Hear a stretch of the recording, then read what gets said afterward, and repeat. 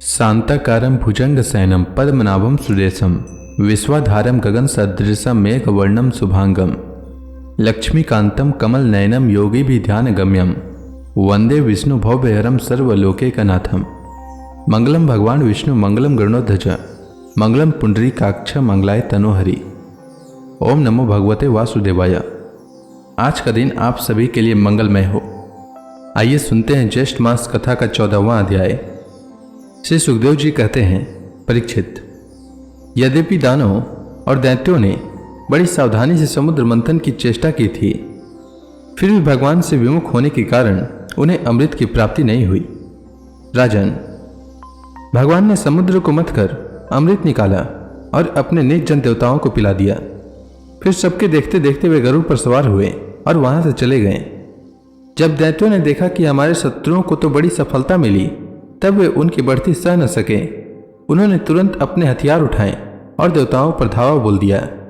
इधर देवताओं ने एक तो अमृत पीकर विशेष शक्ति प्राप्त कर ली थी और दूसरे उन्हें भगवान के चरण कमलों का आश्रय था ही। बस वे भी अपने अस्त्र शस्त्रों से सुसज्जित होकर दैत्यों से भिड़ गए। परीक्षित, क्षीर सागर के तट पर बड़ा ही रोमांचकारी और अत्यंत भयंकर संग्राम हुआ। देवता और दैत्यों की वह घमासान लड़ाई ही देवासुर संग्राम के नाम से कही जाती है। दोनों ही एक दूसरे के प्रबल शत्रु हो रहे थे। दोनों ही क्रोध से भरे हुए थे। एक दूसरे को आमने सामने पाकर तलवार, बाण और अन्य अनेकानेक अस्त्र शस्त्रों से परस्पर चोट पहुंचाने लगे। उस समय लड़ाई में शंख, तुरही, मृदंग, नगारे और डमरू बड़े जोर से बजने लगे। हाथियों की चिंगाड़, घोड़ों की हिनहिनाहट, रथों की खरखराहट और पैदल सेना की चिल्लाहट से बड़ा कोलाहल मच गया। रणभूमि में रथियों के साथ रथी, पैदल के साथ पैदल, घुड़सवारों के साथ घुड़सवार एवं हाथी वालों के साथ हाथी वाले भिड़ गए। परीक्षित, रणभूमि में दैत्यों के सेनापति विरोचन पुत्र बलि मैदानों के बनाए हुए वैहायस नामक विमान पर सवार हुए। वह विमान चलाने वाले की जहां इच्छा होती थी वहीं चला जाता था। युद्ध की समस्त सामग्रियां उनमें सुसज्जित थी। परीक्षित, वह इतना आश्चर्यमय था कि कभी दिखलाई पड़ता तो कभी अदृश्य हो जाता। वह इस समय कहाँ है? जब इस बात का अनुमान भी नहीं किया जा सकता था, तब बतलाया तो कैसे जा सकता था? उसी श्रेष्ठ विमान पर राजा बलि सवार थे। सभी बड़े बड़े सेनापति उनको चारों ओर से घिरे हुए थे। उन पर श्रेष्ठ चमर डुलाए जा रहे थे और छत्र तना हुआ था। उस समय बलि ऐसा जान पड़ते थे जैसे उदयाचल पर चंद्रमा।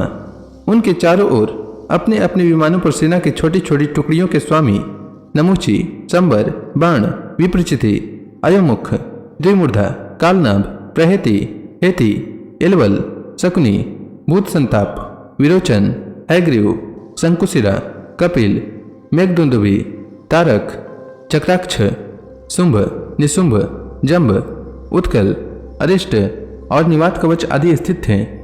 ये सब के सब समुद्र मंथन में सम्मिलित थे, परंतु उन्हें अमृत का भाग नहीं मिला।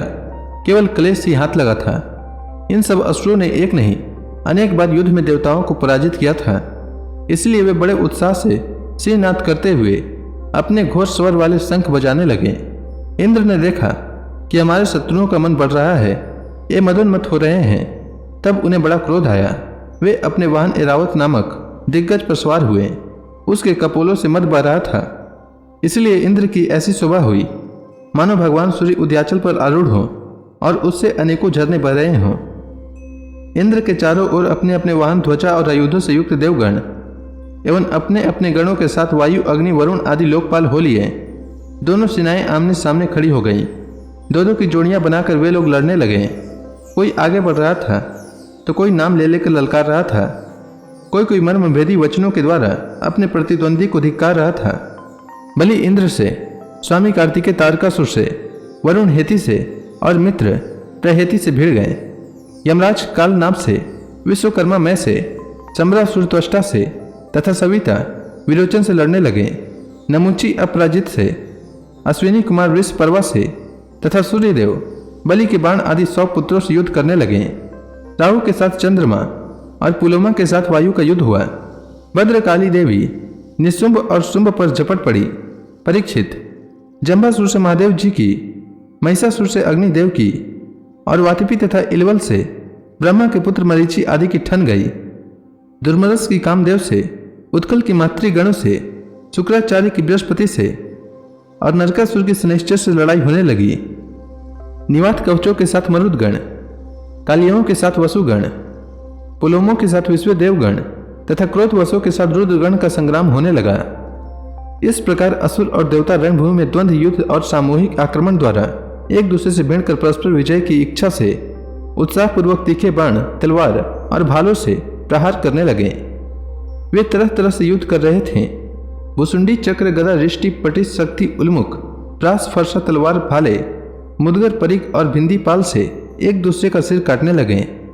उस समय अपने सवारों के साथ हाथी, घोड़े, रथ आदि अनेकों प्रकार के वाहन और पैदल सेना छिन्न भिन्न होने लगी। किसी की भुजा, किसी की जंघा, किसी की गर्दन और किसी के पैर कट गए, तो किसी किसी के ध्वजा, धनुष, कवच और आभूषण ही टुकड़े टुकड़े हो गए। उनके चरणों की धमक और रथ के पहियों की रगड़ से पृथ्वी खुद गई। उस समय रणभूमि से ऐसी प्रचंड धूल उठी कि उसने दिशा, आकाश और सूर्य को भी ढक दिया। परंतु थोड़ी ही देर में खून की धारा से भूमि अपलावित हो गई और कहीं धूल का नाम भी न रहा। तुरंत लड़ाई का मैदान कटे हुए सिरों से भर गया। किसी के मुकुट और कुंडल गिर गए थे, तो किसी की आंखों से क्रोध की मुद्रा प्रकट हो रही थी। किसी ने अपने दांतों से होठ दबा रखा था। बहुतों की आभूषणों और शस्त्रों से सुसज्जित लंबी लंबी भुजाएं कटकर गिरी हुई थी और बहुतों की मोटी मोटी जांघें कटी हुई पड़ी थी। इस प्रकार वह रणभूमि बड़ी भीषण दिख रही थी। तब वहां बहुत से धड़ अपने कट कर गिरे हुए सिरों के नेत्रों से देखकर हाथों में हथियार उठा वीरों की ओर दौड़ने और उछलने लगे।